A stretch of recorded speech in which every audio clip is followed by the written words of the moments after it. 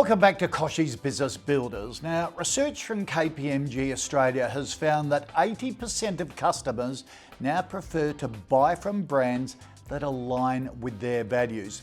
It's an area called ESG, which stands for Environmental, Social and Governance, and it's crucial to the success of businesses in the future.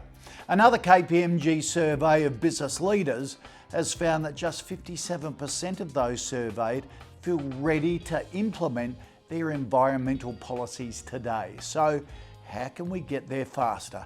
To tell us more and to guide us along, I've got Kristina Kipper, Partner in Charge Mid-Market at KPMG Australia. Kristina, good to see you again. Now, ESG, why is it so important to the future of all businesses? There's an increasing expectation that businesses consider not just what they do, but how they do it.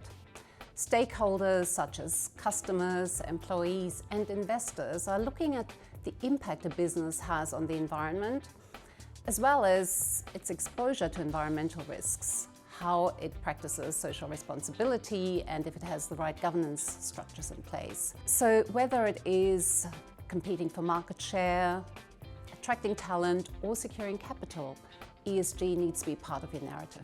Yeah, it's interesting, Kristina, isn't it? Because it's not just customers, it's actually staff that buy into this. They want to know your policies too, aren't they? It's part of your recruitment and retention. Absolutely, that's right. In fact, our recent survey shows that mid-market and smaller companies really see the link between ESG and talent attraction and retention.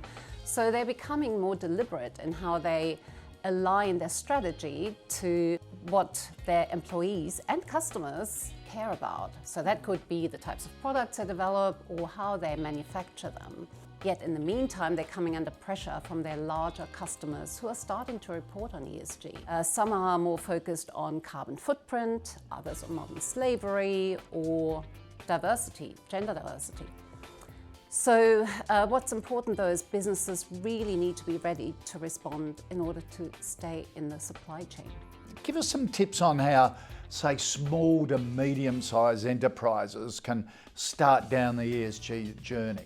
To start with, let me say that the successful ones really focus on ESG not as a cost but as an opportunity to create long-term value and competitive advantage. To start the process, you really need to understand what your stakeholders need and what's important to them. Then set your ambition and work out how you're going to measure performance. What's interesting is that in those early stages that people discover they're already doing great things, even though they may not have labeled them as ESG. So in those initial steps, they can unlock value before they even start to implement additional programs and create a roadmap that they can communicate to the market. So I encourage everyone to start the journey now. Kristina, good to see you. Thank you. Thank you very much for having me, Kochie.